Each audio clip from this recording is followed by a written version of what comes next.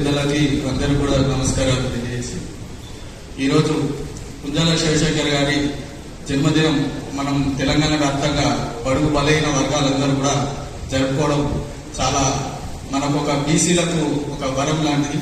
జోహార్ పుంజాల శివశంకర్ గారు, జోహార్ పుంజాల శివశంకర్ గారు, జోహార్ పుంజాల శివశంకర్ గారు, जोहार जोहार। जब तक चांद सूरज रहेगा तब तक अपना పుంజాల శివశంకర్ గారు నామ్ रहेगा।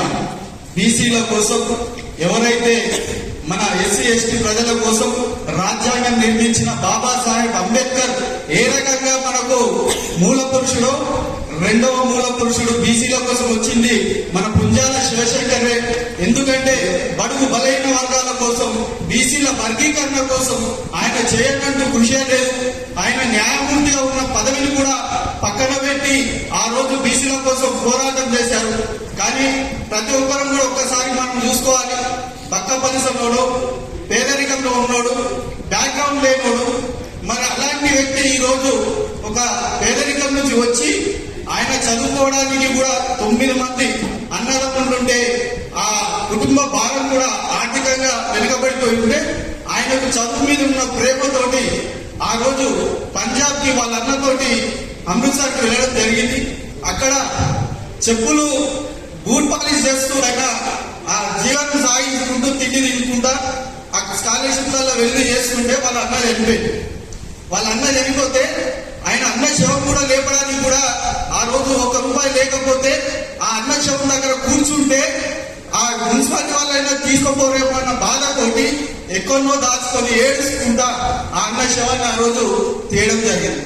మరి పేదరికంలో అంత వెనుకబడి ఏ బ్యాక్గ్రౌండ్ లేని పుంజాల శివశంకర్ ఈ రోజు దేశ స్థాయిలో 2 సార్లు ఒక మునుకాపు సామాజిక వర్గంలో పుట్టి 2 సార్లు సిక్కిం గా కేంద్ర గవర్నర్ గా పనిచేసి, కేంద్ర మంత్రిగా పనిచేసి, ఎమర్జెన్సీ కాలంలో న్యాయ కోవిధులుగా ఉండి ఆయన ఎమర్జెన్సీ నుండి ఇందిరాగాంధీని కూడా బయటికి తీసుకొచ్చిందంటే కేవలం న్యాయపరమైన స్థానంలో ఉన్నాడు కాబట్టి ఆ రోజు తీసుకురావడం జరిగింది. మరి ఈ రోజు పుంజాల శివశంకర్ గారు బీసీల కోసం, ఒక మునుకాపుల కోసమే కాదు, బడుగు బలహీన వర్గాల కోసం ప్రతి వ్యక్తి కూడా మనకు రిజర్వేషన్ ఉండాలి.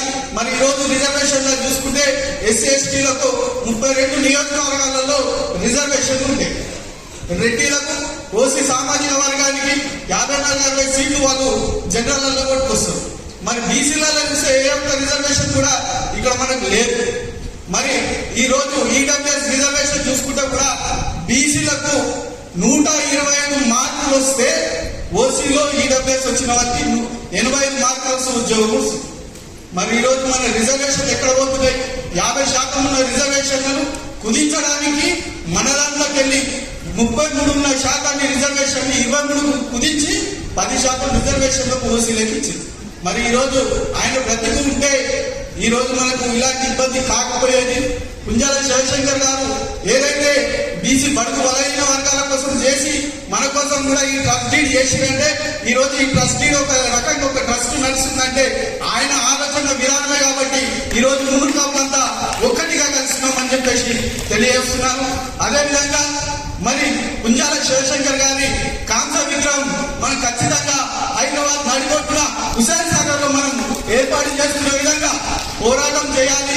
ఎందుకంటే గత ప్రభుత్వంలో మనకు 10 మంది ఎమ్మెల్యేలు 2 ఎంపీలు ఉన్నా కూడా మరి మన వాళ్ళని మనం మర్చిపోవడం అంటే అది కరెక్ట్ కాదు. కాబట్టి ఇప్పటికైనా తెలివి తెచ్చుకొని మనకెవరైతే మన ఎమ్మెల్యేలు కానీ ఎంపీలు బండి సంజయ్ కానీ ధర్మపురి అరవింద్ ఉన్నారు కాబట్టి ఇది సెంట్రల్ గవర్నమెంట్ ఇష్యూ కాబట్టి అక్కడ హైదరాబాద్ నడిపొట్టున ఏదైతే అంబేద్కర్ విగ్రహం ఉందో అలాగే మా పుంజాల శివశంకర్ గారి విగ్రహం కాంస విగ్రహం ఖచ్చితంగా ఏర్పాటు చేయాలని చెప్పేసి ఈ సభాముఖంగా తెలియజేస్తూ నల్సార్ లా యూనివర్సిటీకి పుంజాల శివశంకర్ గారి పేరు పెట్టాలని న్యాయవాదులకే ధర్మమూర్తిగా నిలబడ్డ ఒక పుంజాల శివశంకర్ గారి పేరు నల్సార్ లా యూనివర్సిటీకి ఖచ్చితంగా పెట్టే వరకు డిమాండ్ చేస్తామని చెప్పేసి మున్నూరు కాపులే కాదు బడుగు బలహీన వర్గాల కోసం మున్నూరు కాపులు కూడా ఆయన మన ఒక కులాంగా కాదు మనం కూడా ఆయన దారిలో వెళ్ళి బలహీన వర్గాలకు బీసీలకు కూడా న్యాయం చేస్తేనే మనం కూడా ముందర పోతాము. మరి నా ఎనక ఎవరు లేదు,